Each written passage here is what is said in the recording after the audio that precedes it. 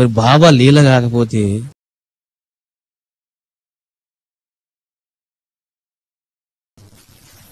ఏమిటి అసలు? మనం ఎలా అర్థం చేసుకుంటాం బాబాను? శుభమాన్ బయటకు వస్తే వర్షం పడతా ఉంది, చినుకులు పడుతూ ఉన్నాయి. నాకేంటంటే మూడు మారిపోయింది. చీ అసలు ఈ బాబా అనుగ్రహం లేదు. మళ్ళీ ఇక్కడ కూడా వర్షం పడుతుంది. ఎందుకంటే తిరుపతిలో యుద్ధం జరిగింది నాకు ప్రకృతికి. 2 సార్లు ఆపేసిన వర్షాన్ని. 3వ సారి ఆపలేకపోయినా. ఎందుకనంటే మైక్ పని చేయలే. ఇది ఆయుధం నాకు. ఎందుకులే మళ్ళీ కోపం వస్తుంది ప్రకృతికి. అట్లనా అయితే మళ్ళీ చూసుకుందామా అంటది. నిర్మలంగా ఉందిలేండి కదా. ఇందాక వస్తున్నా నేను మేఘాలను చూస్తూ ఉన్నా. అన్ని వచ్చి ఇక్కడికి వస్తున్నాయి. ఇదేంట్రా ఇక్కడికి వస్తున్నాయని చూస్తున్నా నేను. ఇందాక మీరు చూసారా? మేఘాలను ఇక్కడికి వస్తున్నాయి. నేను స్పాట్ పెడతాం అనుకున్నా. కాబట్టి పెళ్లి పోయినప్పుడు చూడండి, వచ్చావా నాయన అని నీళ్లు తగులుతుంటారు. అట్లా చూడండి ప్రకృతి అందరి మీద ఆశీస్సులవి. ఏం చెప్తాం మనం? బాబా లీలను మనం ఏమని అర్థం చేసుకుంటాం? చూడండి, నిన్న వచ్చా నేను. రావడమే ఆయన ప్రసాద్, స్వామి వర్షం పడుతుంది స్వామి అన్నాడు. పడుతుంది లేవా అన్నాడు. సరే, నిన్న మధ్యాహ్నం శాంతించింది, కొంచెం క్లియరెన్స్ వచ్చింది. మళ్ళీ ఈరోజు చూడండి ఉన్నట్లుండి మళ్ళీ మేఘావృతం అయింది, మళ్ళీ చినుకులు పడ్డాయి. వస్తున్నప్పుడు చల్లని గాలి, చిన్న చినుకులు. ఈ మధ్యలో భక్తులు చూడాలి, నేను ఆకాశం చూడాలి. ఏమిట్రా నా గతి? ఎందుకంటే వర్షం పడితే టాప్ కూడా లేదు. ముందే ఇది టెరికాటం, ఒక్క చుక్క పడుతుంది అలా జారిపోతుంది పాదరసం లాగా. సరే అంటే బాబా లీలలు మరి ఈ విధంగా ఉంటాయి. మనకు కష్టం అనిపిస్తుంది, ఆ కష్టంలోనే మనకు మహిమను చూపిస్తాడు ఆయన. అటువంటి మహితాత్ముడు బాబా అంటే. సో ఈ రకంగా బాబా యొక్క అనుగ్రహం వలన ఇవన్నీ జరిగినాయి. మరి చూడండి, నా యజ్ఞాన్ని నేనే చేసుకుంటాను అన్నారు బాబా వారు. వాస్తవంగా ఈ ఆత్మసాక్షాత్కార వేడుకలు ఏదో ఇంకా విశాఖపట్నంలో చేద్దాం, ఎందుకు అనవసరంగా పెద్దసారి డబ్బు ఖర్చు పెట్టడం, చాలా ఖర్చు అయిపోతుంది, వద్దులేండి అన్నాను. సింపుల్ గా వైజాగ్లో చేద్దాము అన్నాను. మరి బాబా ఎలాంటి వాడు చూడండి, ఈ ప్రోగ్రాం నిర్ణయించాడు, కథ ఇప్పుడు నడిపిస్తూ ఉన్నాడు. ఇది బోధనకి ఎలా వచ్చి మీకు చెప్తున్నా నేను. ఎందుకంటే బాబా మహామాస్టర్. ఎంతటి మాస్టర్ అంటే కనపడదు కానీ మహామాస్టర్ అని అర్థం చేసుకోలేము. సరే, ఈ ప్రసాద్ వచ్చాడు. ప్రసాద్ అంటే శాలిని హస్బెండ్.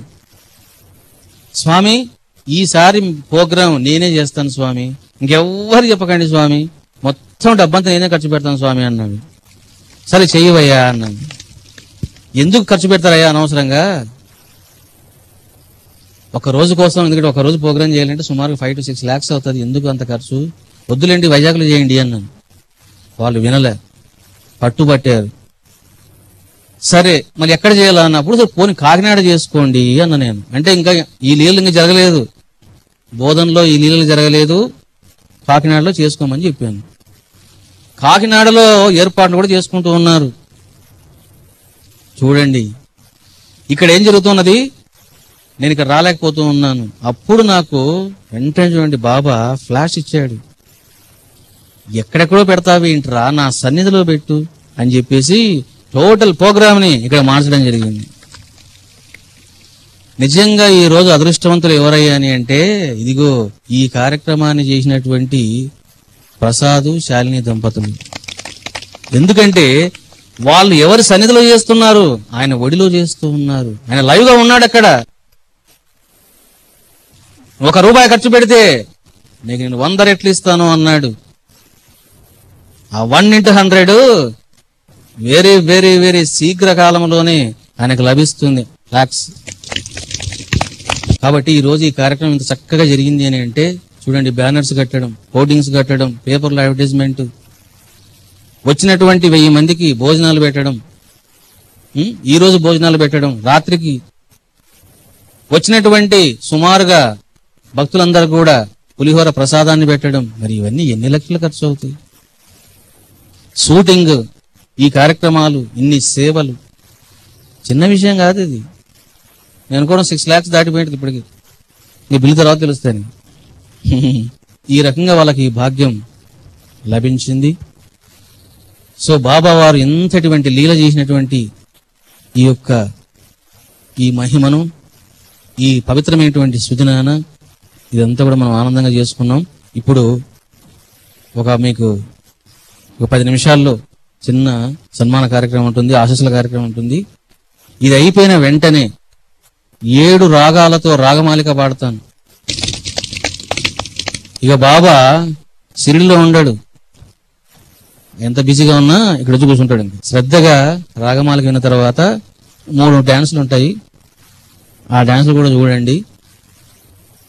అంటే నేను చేసే డాన్సులు కాదు, అది భక్తులు చేసే డాన్సులు. ఓహో స్వామి డాన్స్ కూడా చేస్తారా? డాన్సులు ఉంటాయి.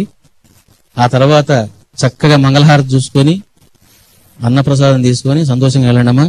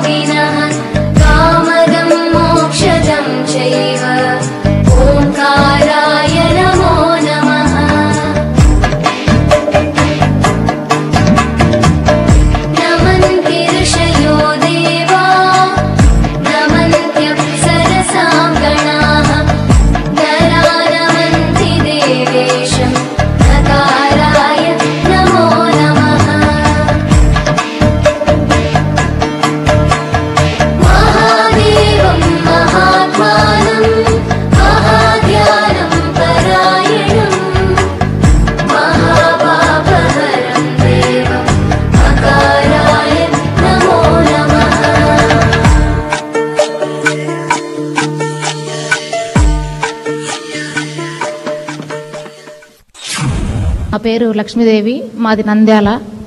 నాకు మొదట లింగం కనపడింది, తర్వాత నాయకుడు కనపడినారు, తర్వాత సూర్యకిరణాలు నన్ను తాకినట్టుగా అనిపించింది. తర్వాత సాయిబాబా కాషాయ వస్త్రంలో ఆశీర్వదిస్తున్నట్టుగా ఆయన చేయి ఆశీర్వదిస్తున్న ఆయన చేతిలోంచి కిరణాలు నా తలమైన పడినట్టుగా అనిపించింది. ఈ అవకాశం ఇచ్చినందుకు మహర్షి గారికి, సాయిబాబా గారికి వందనములు. నా పేరు శ్వేత, నాది నంద్యాల. నేను 10th క్లాస్ అయిపోయింది. నాకు ఫస్ట్ ఓంకారం చెప్పినప్పుడు ఏమీ అనిపించలేదు, తర్వాత తల తిరుగుతున్నట్టు అనిపించింది. తర్వాత అమ్మవారు కనిపించారు. ఫస్ట్ థిక్ బ్లూలో నుంచి కళ్ళు కనిపించాయి, తర్వాత అమ్మవారు కనిపించారు. ఫస్ట్ చాలా ఏడుపు వచ్చేసింది. తర్వాత సాయిబాబా పట్టుబట్టలు కట్టుకొని నా ఎదురుగా వచ్చినట్టు అనిపించింది. కళ్ళు తిరుగుతున్నాయి అప్పటికీ కూడా. తర్వాత స్వామివారు శక్తిపాతం పెట్టారు.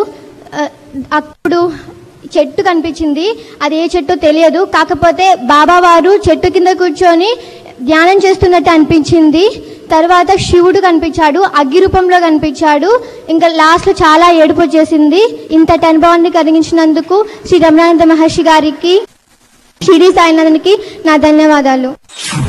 నా పేరు నితిన్ కుమార్. నేను గుడ్ షెపర్డ్ స్కూల్లో 9th క్లాస్ అయిపోయింది.